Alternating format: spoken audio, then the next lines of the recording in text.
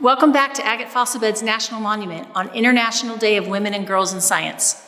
We're excited now to throw it over to our friends at Badlands National Park and Ranger Mattison Shreero. She'll tell you about her research on the deer Leptomerycids. Remember to type your questions and comments in the chats now.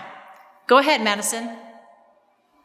Title slide with background landscape image of four-legged animals among scattered tall trees and a river. This is the background image for several future slides. Text, a tiny deer with big implications. A new genus, Leptomerycids, from Badlands National Park, helps bridge gap between Oligocene and Miocene Leptomerycidae, Mammalia artiodactyla, by Mattison Shreero, Ed Welsh, Catherine Marriott, and Donald Prothero. Hi, everyone. Thanks for tuning in today to celebrate International Women and Girls in Science Day. I feel so honored to be speaking at this event, and I just want to say a huge thank you up front to Tara Lynn Gray at Agate Fossil Beds for asking me to present my research. I'm also super excited to get to tell all of you about a neat little never-before-seen fossil deer skull from Badlands National Park, and discuss with you its implications on the evolutionary relationships of the Leptomerycids in general. Now, if you aren't familiar with Leptomerycids, don't panic. Not many people are, and I'm going to cover all the basics. But first, I'll tell you a little bit about my background and about what being a female scientist means to me. Mattison talks from the lower section of the screen on each slide. She's a white female with light brown, wavy, shoulder-length hair with bangs and glasses. A picture fills the screen of her and another person, both in NPS uniforms, looking down at the textured dirt hills where they walk. So hi, I'm Mattison. I studied geology at Carleton College, and I'm currently a park ranger at Badlands National Park. And about 8 or 9 months ago, my colleague and co-author Ed Welsh and I decided to give a crap about tiny extinct deer from the Oligocene because we're huge nerds. Left, headshot of small girl in braids in a pink bathing suit. Right, Mattison in an NPS uniform. Center text, when I grow up, I think it would be fun to be a geologist and a paleontologist because I think it would be fun to find rocks and dinosaur bones. But to me, being a female scientist means a lot of different things. First, it means fulfilling a literal lifelong dream. This little girl in the top left corner here had her mom write this on a worksheet when she was in kindergarten. Back then, she didn't know that being a park ranger means you get to do geology, paleontology, and so much more. But she is very glad she figured it out. 3 vertical panels fill the screen. First, Mattison scratches a tool on a small bone at a table while a young girl watches. Second, screenshot of an Instagram account titled Geosplore with several pictures of Mattison. Third, screenshot of Mattison pointing to the title Geology of Badlands National Park in 3 minutes or less, with Instagram and comments below. Then, 5 pictures of Mattison standing in fun poses with people of different genders and ethnicities. And now, being a female ranger and scientist, I have the opportunity to be a role model for girls who are into science. I get to show them that there are jobs out there for them, and that if I can achieve my goal of becoming a scientist, then they can too. I love this photo here on the left. One day while I was doing fossil prep at work, this little girl walked up to me and she stood there and watched what I was doing and talked to me for over an hour about fossils and about how she wants to be a paleontologist. It's because of interactions like this that it's become a goal of mine to foster accessibility of geologic and paleontologic information and to increase awareness that jobs like this actually exist as a career path. And that specific goal has actually led me to social media, believe it or not, because right now it's the best and most accessible way to get information like this out there. Plus, I get to make fun little videos like explaining the geology of Badlands in less than 3 minutes. And even though social media is not something I ever thought I would be comfortable with doing, it can be incredibly fulfilling, just like talking to the girls who come into the visitor center wanting to be scientists. I promise I'll get to my research in just a sec, but being a female scientist also means being a part of the scientific community. Now, I have been super lucky to be a part of quite a few inclusive and uplifting groups, and I quite simply would not be where I am today without their support. But this is certainly not always the case. Being a female scientist also means that frequently you're the only woman in the room. You get talked over, you're more easily dismissed, and it can certainly mean a lot of imposter syndrome. And that's, to put it all very, very lightly. Being a female in the geosciences specifically means existing in a space where most of the research and higher paying jobs are given to men, even though most of the higher degrees in geology nowadays are awarded to women. So before I dive into my research, I just want to challenge all of you out there to be a little more conscious going forward of the ongoing gender disparity in the sciences and to help us all work to correct it, to make the sciences more inclusive, because having more diverse voices contributing to science will ensure that better science gets done. It's as simple as that. Mattison reads a list titled 3 Main Takeaways. Then, title, Intro to Leptomerycidae, followed by 9 linked suborders in descending order. First, mammal, then artiodactyl, even-toed hoof mammals, then Leptomerycidae, small hornless two-toed deer-like ruminants, then Pseudoparablastomerics, then Leptomeryx. Geographic range throughout western interior from Saskatchewan to Mexico. Temporal range about 46 to 13 million years ago, one of the most common fossil finds in the White River Badlands. All right, let's dive into the research then, starting with the main points and conclusions we found so you guys kind of have an idea of what to expect up front.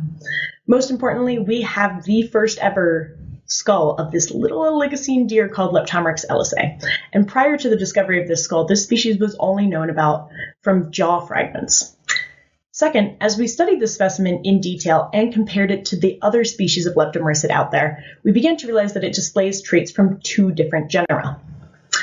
And considering this combo of traits, I'm going to argue, and subsequently convince you, of course, that Leptomeryx ellisei should be reclassified into a new intermediate genus. Y'all remember learning the whole taxonomic rank thing, right? Like kingdom, phylum, class, order, etc. Well, the Leptomericidae is an extinct family of small hornless deer-like ruminants. We're talking tiny, like between 3 to 8 pounds. And the Leptomericidae contains several genera, but today we're going to be focusing on just two. Pseudoparablastomerics, the genus with the best name ever, and Leptomeryx. And these adorable little suckers come in quite a few varieties, or species if you want to get scientific about it, but we're only going to talk about species from the northern Great Plains that have produced skull material. So that leaves us with Leptomeryx evansii, Leptomeryx ellisei, that's our guy, and Pseudoparablastomyrex scotti. And considering we're at agate fossil beds, we just have to talk about Leptomeryx agatensis as well. 2 columns of animal molars. Left is molar from Eocene or Chadronian, labeled Leptomeryx speciosus. 3 tanned off-white ovalless sections of the specimen with an upper layer 1/3 the size of the attached lower layer. The top layer is rounded and smooth.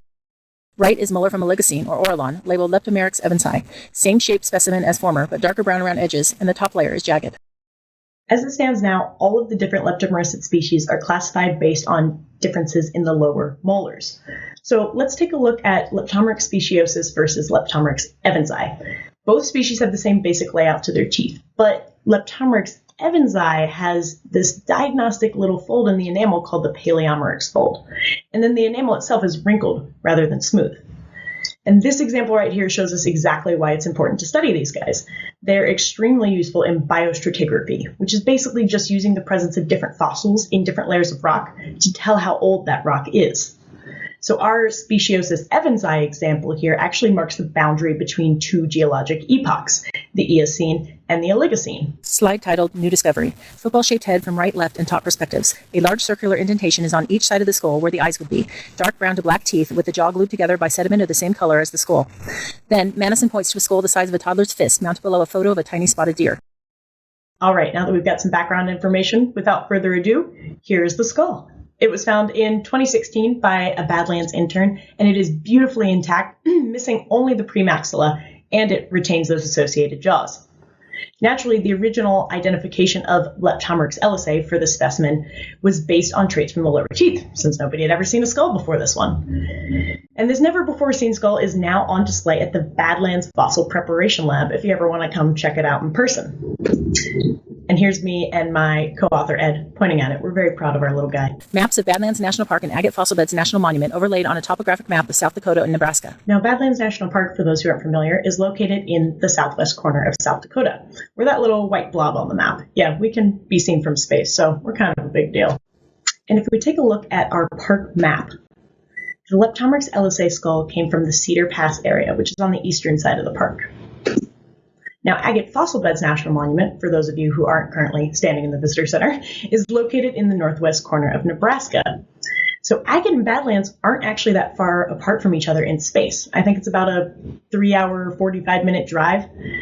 But we're also not that far apart from each other in geologic time. Graph of a horizontal geologic timescale with a color overlay between the middle of Eocene and Oligocene for Badlands and the early section of the Miocene for Agate. All the Leptomeryx species lie within the Badlands column, except for L. agatensis in the Agate column. Badlands covers a stretch of time from about 37 to 28 million years ago, while Agate covers 23 to 19 million years ago. And really, what's 6 million years between friends? And on top of this, both Agate and Badlands are characterized by sedimentary rocks that are host to rich assemblages of mammal fossils. And so in the background here, you can see all of those different Leptomericid species I mentioned earlier and how they overlap with Badlands and Agate time. This family tree also shows how past researchers believe the leptomerycids are related to each other. But trust me when I say paleontologists have been very confused about the evolutionary relationships of these guys for a long time. And honestly, the skull we have might only confuse things more. Woo! Arrow highlights a horizontal section of a jagged cliffside that stretches the width of the cliff about 1/4 of the way from its top. Then, 3 overhead views of shiny dark or light brown teeth in rows of 7 embedded into a jaw. Smile-shaped indentations have different depths across each tooth's top. Moving arrows indicate the molar section Mattison discusses. The LLSA specimen I'm studying is from the Brule Formation at Badlands. More specifically, the skull came from a rock layer known as Unit 8, which has been dated to about 32 million years ago. Now that we've got some context, I'm going to compare the anatomy of Leptomeryx ellisei to the anatomy of the only other leptomerycids known from skull material, Leptomeryx evansii and Pseudoparablastomeryx scotti. And I'm going to prove 2 things to you. First, that Leptomeryx ellisei is different enough from the other leptomerycids that it should be repositioned into a new genus. And second, that defining species of leptomericid based on only lower teeth is just a flawed practice in general. Oh, and we're going to keep a running tally to see who's more similar to our specimen, just so we can keep track. But right off the bat, you can see that as far as lower molars go, all 3 of these species are pretty similar. Now, if we get specific, Leptomeryx ellisei and Pseudoparablastomeryx scotti are both missing that paleomeryx fold, whereas this trait is, of course, diagnostic in Leptomeryx evansii. In addition, Leptomeryx ellisei and Pseudoparablastomeryx scotti have smooth enamel, whereas L. evansii is highly crenulated. But the M3 interconulate is very reduced in P. scotti when compared to our other 2 Leptomeryx species, and this trait is considered to be indicative of evolutionary relationships, so it's extra important. So this round is going to be a tie. 3 overhead views of shiny light brown molars, same as previous photo except teeth are paired together, have much wider indentations in their tops, and the heights gradually decrease on our right end. Moving on to the upper molars, again, you can see that all 3 are pretty similar. But the shape of the 3rd premolar in L. ellisei is much closer to that of L. evansii, whereas the 3rd premolar in P. scotti is expanded, creating a sort of basin. So it looks like this round goes to L. evansii. 3 football-shaped skulls viewed from their top surface. The cranium length of evansii measures 44.7 millimeters, ellisei is 36.4 millimeters, and scotti is 38.3 millimeters. The width between the ears varies, with evansii being at the smallest and scotti being the greatest. All right, here's where things really get wild. So in the crania, the sagittal crest is much longer in Leptomeryx evansii than in the other 2. And L. evansii has decreased temporal crests that open at a smaller angle. And last, the length of the cranium itself is comparable between Leptomeryx ellisei and Pseudoparablastomeryx scotti, but it is between 6 and 8 millimeters longer in L. evansii, which may not seem like a huge difference to us, but in such a tiny animal, that represents a pretty large ratio of the total skull length. And with that, P. scotti wins this round, which of course brings us back to a tie.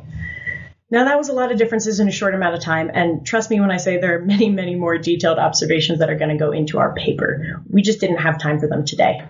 But to sum up, the main thing to note is that the teeth on this thing are pretty similar to Leptomeryx evansii, while the skull is pretty similar to Pseudoparablastomeryx scotti. So with that quick lesson in comparative anatomy, I hope I've thoroughly proven to you that with the intermediate nature of its traits, Leptomeryx ellisei just cannot be confidently placed in either the genus Leptomeryx or the genus Pseudoparablastomeryx. Slide titled New Genus. A taxonomic list reads Class Mammalia, Order Artiodactyla, Family Leptomerycidae, Genus Santussimeryx, and Species Santussimeryx ellisei. A photo of a white male with a close-shaved beard and mustache wears the NPS uniform and iconic flat hat. It sits next to information about him read by Mattison. So we're elevating Leptomeryx ellisei to a new genus. And in terms of a name, we could not think of anyone more deserving than Vince Santussi, our friend and colleague who is the head of the Geologic Resources Division for the National Park Service and a huge supporter of the paleontology program at Badlands. So we're naming the genus Santussimeryx in honor of him. Overhead view of a shiny light brown molar of 7 paired teeth embedded in a jaw with number 81505 written on it in black marker, labeled Leptomeryx agatensis. It sits next to a list of information read by Mattison. Then, question marks sit on top of 6 pictured skulls in a family tree starting from the same genus. The 3 pictured skulls discussed in this presentation display with a dotted line and without a question mark. Finally, a list of conclusions read by Mattison. And now for the question I know you've all been asking. What about Leptomeryx agatensis? This species was named in 1922 based off this specimen shown here. It is, of course, named after Agate, Nebraska, and it comes from the same rock layer as the fossil quarries at Agate Fossil Beds National Monument. And it is temporally intermediate between Leptomeryx and Pseudoparablastomyx, which would theoretically make it a good species to look into when considering where to place our specimen. But sadly, this species has already been synonymized with Leptomeryx obliquitans, which we know from other specimens is vastly different than our Leptomeryx ellisae. That being said, the combining of these two species, Leptomeryx obliquitans and Leptomeryx agatensis, that was done on the basis of dental characters alone. And if we think back to what we literally just learned, our specimen was also considered part of the Leptomeryx genus when all we had was teeth to go off of. But now that we have seen a skull, it very clearly does not belong in Leptomeryx. So who knows? Maybe Leptomeryx agatensis could be its own species or even its own genus after all. So right now I need somebody who's watching this from the Agate Visitor Center to go out there and find me a skull, okay? Sounds good. And if we take a look back at that initial family tree again, basically we only have 3 skulls to go on. So it's really hard, if not impossible to be confident about who's related to who. But with the characteristics we do have, it's likely that Santucimerics ellisae either split off from Leptomeryx evansi or Leptomeryx speciosus. The truth of the matter, though, is that the evolutionary relationships of the Leptomerycidae will remain uncertain until additional specimens can be collected that provide unambiguous characters to clarify the relationships between these genera. Basically, in conclusion, we need more skulls. And when those additional skulls show up, it's highly likely that the entire Leptomericid family will need reevaluation. But for now, we will publish the info we have and announce our new genus Santucimerics in a paper in the South Dakota Academy of Sciences journal. So keep an eye out for that. It should be coming out sometime this summer. Oh, and Leptomeryx agatensis probably shouldn't be resurrected just quite yet, but a girl can dream. Slide titled Acknowledgements. List Tara Lynn Gray and Agate Fossil Beds National Monument for hosting the event. Ellen Stark, Mary Carpenter, and Alex Carrier at Badlands National Park. Badlands National History Association. Nate Fox and Darren Pagnac at South Dakota School of Mines and Technology Museum of Geology. Judy Galkin and Meng Jin at the American Museum of Natural History. Tiffany Leon, Badlands GIP intern 2016, who found the S. ellisae skull. And that about sums us up. So thank you all so much for listening today and learning about tiny little oligocene deer with me. And I also just want to extend a huge thank you to all of these amazing people. My co-authors and I would not have been able to do it without you. Thank you so much. Oh, hold on, I'm coming. Sorry, I was looking for skulls. Go Team Agatensis. All right, it's time for a break again. Come back at the top of the hour to hear from Sunshine and her research on those ancient chubby rhinos. See you then.